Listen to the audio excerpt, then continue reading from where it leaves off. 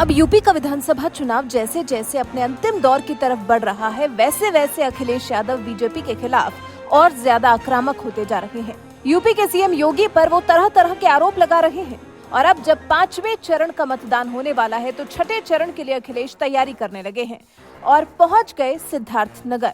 यहाँ से अखिलेश ने प्रदेश की मौजूदा सरकार को जमकर घेरा। अखिलेश ने यहाँ की जनता से पूछा, क्या बीजेपी सरकार ने जो 1 करोड़ लैपटॉप और स्मार्टफोन बांटे हैं, सिद्धार्थनगर नहीं पहुँचे क्या? सुनिए क्या कहा अखिलेश यादव कि बाबा मुख्यमंत्री बड़े बड़े लैपटॉप बांट रहे हैं। बताओ नौजवानों, किसी को लैपटॉप मिला? ये जो हाथ में मोबाइल दिख रहे हैं, स्मार्टफोन, कहीं बाबा मुख्यमंत्री तो न दिए?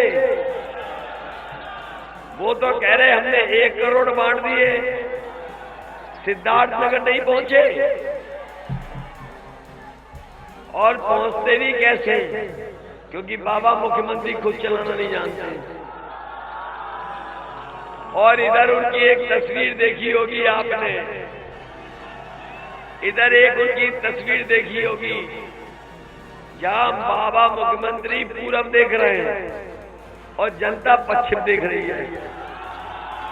बताओ देखी तस्वीर कि नहीं देखी? इसका मतलब यह है कि वो स्मार्टफोन भी चलाना नहीं जानता। जो चलाना नहीं जानता वो आज के समय पे इंटरनेट, कंप्यूटर और मोबाइल की टेक्नोलॉजी का महत्व भी नहीं समझेगा। इसलिए महत्व नहीं समझता, वो बांट नहीं रहे हैं। आपको धोखा दिया कि नहीं दिया?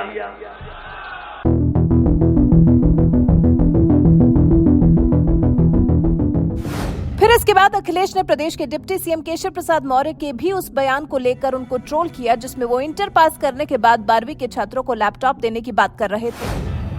और इधर उन्होंने एक ऐसी बात लैपटॉप के लिए कही है कि जनता सुन करके लोट-पोट हो रही है। उन्होंने कहा कि इंटर पास करने के बाद जो 12वां में दाखिला लेंगे उन्हें लैपटॉप मिलेगा। अरे शुक्र है उन्होंने ये नहीं कहा कि 12वां पास करने के बाद जो 10वें में जाएंगे उन्हें लैपटॉप देंगे। बताओ ये झूठ बोलते हैं कि नहीं बोलते?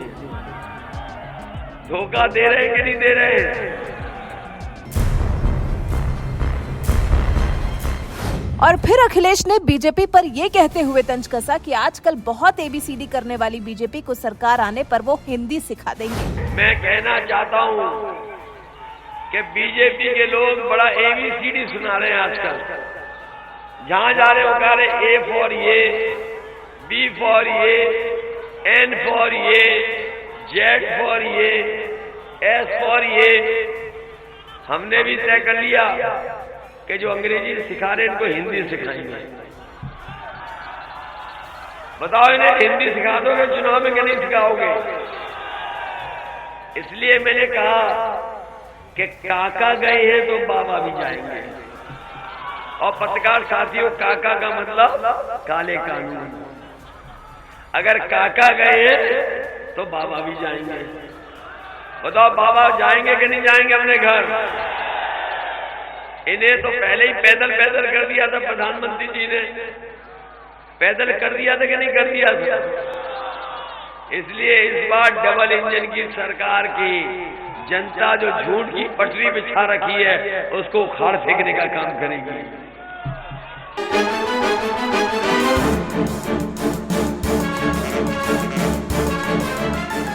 सुना आपने, अखिलेश प्रदेश की मौजूदा सरकार को किस तरह से घेर रहे हैं। प्रदेश सरकार के मंत्रियों की तरफ से की गई एक गलती को अखिलेश नजरअंदाज नहीं कर रहे हैं, बल्कि मौका मिलते ही उसको अपने पक्ष में भुना ले रहे हैं। सिद्धार्थनगर में और भी कई मुद्दों पर अखिलेश ने प्रदेश की मौजूदा सरकार पर जमकर हमला बोला। आपको बता दें, सिद्धार्थनगर में छठे चरण में 3 मार्च को मतदान होगा। 10 जिलों की 56 विधानसभा सीटों पर छठे चरण में वोट डाले जाएंगे और उससे पहले अखिलेश ने अपने पक्ष में और बीजेपी के खिलाफ माहौल बनाने की पुरजोर कोशिश की। अब देखते हैं अखिलेश के इस हमलावर रुख का सिद्धार्थनगर की जनता पर क्या असर पड़ा। वैसे आप अखिलेश के बीजेपी पर किए इस वार को लेकर क्या कहना चाहते हैं? अपनी राय हमें कमेंट कर जरूर बताएं। ये जो मेडिकल कॉलेज बना है, अभी जितना इलाज और जितना फ्री इलाज मिलना चाहिए गरीबों को नहीं मिल पा रहा है। आधे अधूरे मेडिकल कॉलेज के उद्घाटन कर दिए। हम आपको भरोसा दिला के जा रहे हैं, समाजवादी सरकार बनेगी तो गरीबों का फ्री दवाई, फ्री जांच और उनका इलाज भी फ्री हो जाए, ऐसी व्यवस्था बनाएंगे। यहाँ धान की और चावल की बहुत गुंजाइश है, हम संभावनाएं ढूंढेंगे। और पहले भी मैंने मंडी के माध्यम से संभावनाएं ढूंढ करके इसको एक्सपोर्ट की व्यवस्था की थी, मार्केटिंग की व्यवस्था की थी। अगर हमें समाजवादी सरकार बनेगी तो जिस तरीके से आप बासमती चावल का प्रचार टीवी पर और दुनिया में देखते हो, समाजवादी सरकार आएगी तो यहाँ के धान और चावल का भी प्रचार करा करके यहाँ के किसानों की मदद करने का काम समाजवादी लोग करेंगे। इसलिए मदद करोगे, ये मान सब सीटें जिताओगे, 5 की 5, कहीं गड़बड़ तो नहीं हो रहा है। हमारे स्पीकर साहब को कितना अपमानित होना पड़ा, याद है आपको? नहीं याद है? ये बीजेपी वाले न केवल भाषा से खराब हैं बल्कि इनकी नीयत भी खराब है। बताओ, ये नफरत फैलाने वाले लोग हैं कि नहीं है? हालांकि बहुत छोटा नेता है, उसके भाषण के बारे में हम नहीं,